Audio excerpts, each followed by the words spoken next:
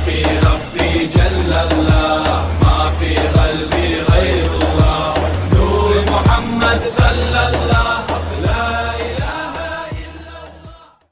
حضرت عمر فاروق رضی اللہ تعالیٰ عنہ کے بارے میں امام ابن جوزی نے لکھا ہے کہ رات کو نا گھر کے اندر بیٹھے بیٹھے اچانک رو پڑے حضرت عمر، 62 سال عمر ہے، خلافت کے آخری ایام چل رہے ہیں تو رو پڑے ایسے ہی گھر میں بلا وجہ ہی۔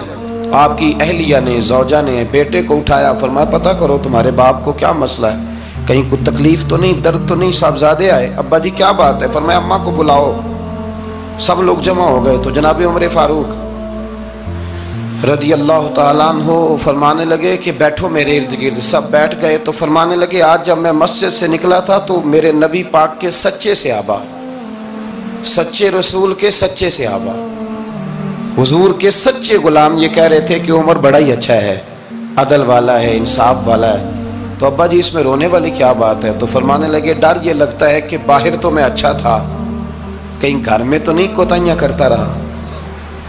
میری بات پہ توجہ کرنا، کہیں گھر میں آپ باتیں سن لیں تو شاید جتنی میں کرتا ہوں دوسرا کار ہی کوئی نہ سکے، لیکن جب عمل کے راستے پہ ہم نکلتے ہیں تو وہ مسدود ہے، وہ بند ہے۔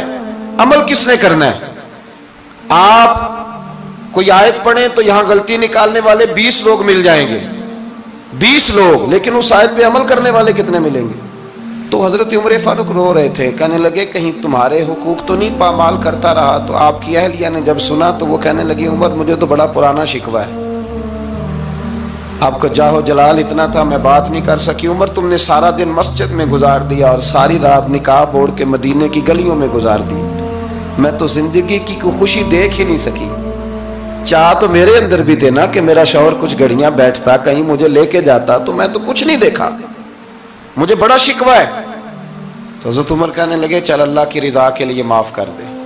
بھئی معافی بیوی سے نہیں مانگی جا رہی، معافی اپنی غلطی کی مانگی جا رہی، یہ سمجھ لیں۔ بیوی کے لیے تو خامد کا بہت بڑا مقام ہے نا، لیکن یہاں غلطی کس بات کی ہے؟ اپنی کمزوری پر غلطی کا اعتراف کر کے معذرت کا سوال کیا جا رہا ہے۔ تو حضرت عمر کہنے لگے معاف کر دے، تو اہلیہ کہنے لگی میں نہیں معاف کرتی، میری شرط پوری کریں۔ فرمایا وہ کیا؟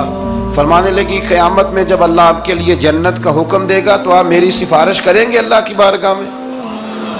سفارش کریں گے کہ یا اللہ مجھے کپڑے دھو کے دیتی تھی، میری عزت کی حفاظت کرتی تھی، میرے بستر کو پاک رکھتی تھی، کہیں گے؟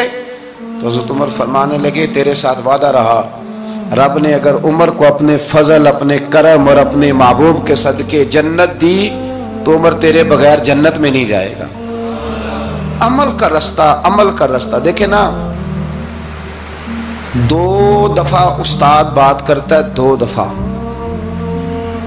اور کوئی زیادہ، ایک تو ہے نا کہ ایم اے اور جناب ایم ایڈ اور ایم فل اور پھر پی ایچ ڈی قسم کا استاد، ایک وہ جو matric P T C teacher ہے نا، وہ 2 دفعہ اسٹوڈنٹ کو کام کہے تو تیسری دفعہ وہ ناراض ہو جاتا ہے، کہتا ہے میں 2 دفعہ کہا ہے۔ بچے کو آپ 2 دفعہ کہتے ہیں اور اگر تیسری دفعہ کہنا پڑے تو غصہ آتا ہے نہیں آتا؟ بھئی تو نے اتنی دفعہ کہا تو سمجھ نہیں رہا بات کو۔ اور اگر اللہ کریم قرآن مجید میں سینکڑوں دفعہ کہے نماز پڑھو، سینکڑوں دفعہ، اور یہ بہانے کر رہا ہے، یہ بھی پروگرام بنا رہا ہے، پھر کہتا ہے میں بے چین رہتا ہوں، میں بے قرار رہتا ہوں۔ عمل کا رستہ اس کو اختیار کریں، آپ سکون میں رہیں گے۔ بد عمل آدمی اور بے عمل آدمی یہ ہمیشہ پریشان رہتے ہیں، ہمیشہ۔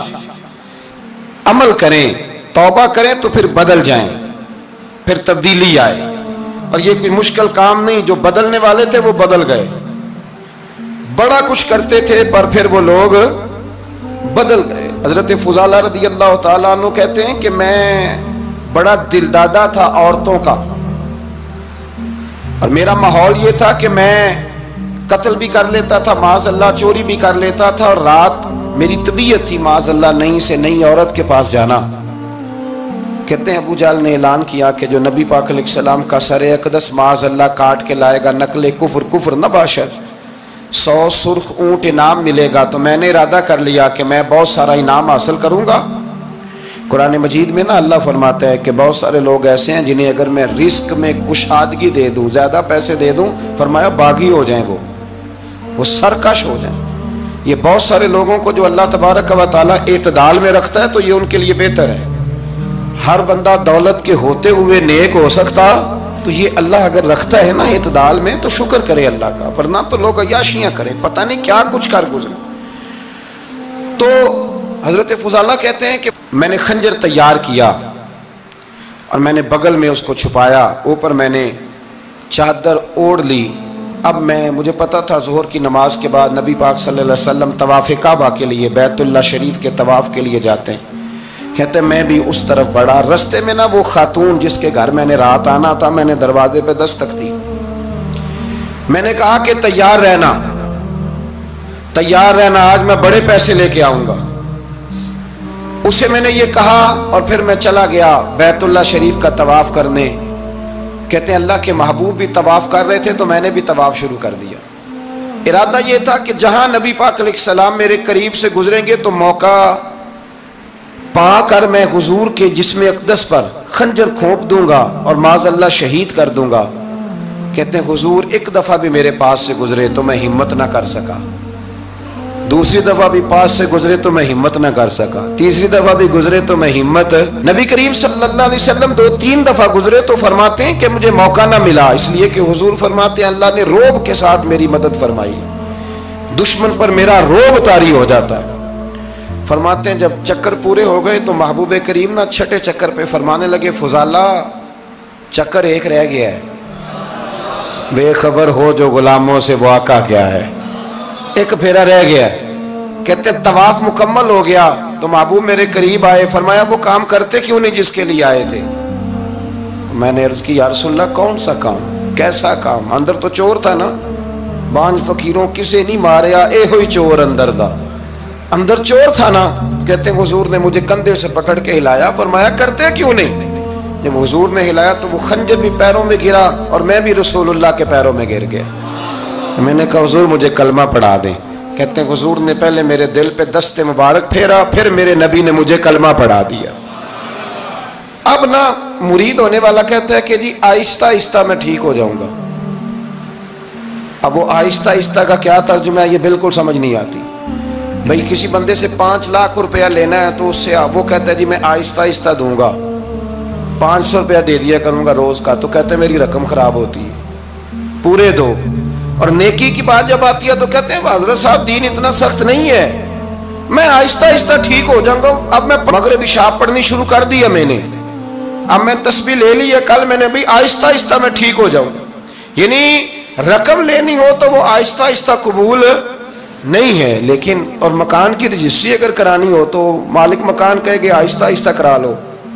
کہتے ہیں پیسے پورے دیے، سویرے چل اور بیان دے. یہ کیا بات ہوئی؟ یہاں یہ جو ہمارا ماحول تھا نا کر لیں گے ہو جائے گا، یقین کریں لوگ قبروں میں چلے گئے ہیں پر مسجدوں میں نہیں آئے. ہر کام سے لوگ ریٹائر ہوئے پر گناہوں سے ریٹائر نہیں ہوئے. آخر تک تباہی اتر گئی لیکن لوگ بدلنے کو تیار نہ ہوئے. حضرت فضالہ کہتے ہیں ابھی میں نے کلمہ پڑھا، ابھی میں واپس آیا، رستے میں وہ بی بی کھڑی تھی. کہتے ہیں میں وہ شخص تھا کہ عورتیں مرتی تھی میرے اوپر اور کسی کی جرت تھی کہ وہ آئیں بائیں شائیں کرے، لیکن فرماتے ہیں میں بی بی کے پاس سے گزر گیا. پہلے تو اس کا خیال تھا رکے گا، لیکن جب میں رکا نہ تو دروازے پہ آئی، اور جب میں گزر گیا تو اس نے آواز دی، لیکن میں نے سنی انسنی کر دی. جب آگے بڑھا تو میرے پیچھے دوڑی. فرماتے ہیں مجھے پکڑ کے کہنے لگی فضالہ تجھے کیا ہوا، تو وہی نہیں جو یہاں سے گیا تھا؟ آپ فرماتے ہیں میں کبھی نہیں رویا تھا، میں کبھی نہیں رویا تھا. اور جب کہا نا تو وہی نہیں، کہتے میں نے سر اٹھایا تو میری آنکھوں میں آنسو تھے. میں نے کہا میں جو گیا تھا وہ نہیں ہوں، اب تو میں محمد عربی کا غلام بن گیا، اب میں وہ نہیں ہوں. اب نہیں ہو سکتا کہ کوئی میری نظر میلی ہو جائے، یہ کیسے ممکن ہے؟ اب نا اسلام کی تعریف ہم نے یہ کی ہے کہ خبردار کوئی ہمارے قریب نہ آئے، ہم کسی کو بات نہیں کرنے دیتے کہ ہم مسلمان ہیں، ہم بات نہیں کرنے دیتے. پتہ کیا بات ہے؟ ایک میری یہ تقریر ہوتی ہے ممبر پہ، اور ایک میرا عمل ہوتا ہے جب میں سفر کرتا ہوں، جب میں گاڑی میں بیٹھتا ہوں، جب میں دوستوں سے ملتا ہوں. جب ان دونوں باتوں میں تضاد آتا ہے نا، تضاد، تو لوگ تقریر کو جذبات نہیں کہتے، ایک فن بن جاتی ہے تقریر۔ آپ کو پتہ ہے نا، واعظین نعت خواں کہتے ہیں میں نے محفل لوٹ لی، پھر لوگ شمار کرتے ہیں کتنے لوگوں نے سبحان اللہ کہی، پھر لوگ شمار کرتے ہیں کہ آج 5 بندے روئے بھی تھے جب میں تقریر کر رہا تھا۔ تو پھر یہ فن ہے، یہ جذبات کا اظہار۔ سمجھ لیں بات کو کہ عمل جب آپ نہیں نہ کرتے عمل، تو آپ خود بڑے بے چین رہتے ہیں کہ یار یہ میں کیا کر رہا ہوں، یہ کون سا گورکھ دھندا ہے کہ میرا عمل صفر ہوتا جا رہا ہے۔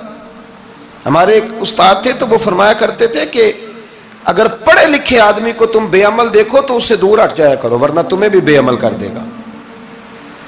میں نے ان سے عرض کی، میں نے کہا حضور یہ کیا ہے؟ تو فرمانے لگے اپنے حضرت صاحب سے پوچھنا، وضاحت کریں گے۔ میں نے حضرت صاحب سے کہا جی عجیب بات کر دی ہے، علم والے بندے کے پاس بیٹھ کے تو علم آتا ہے۔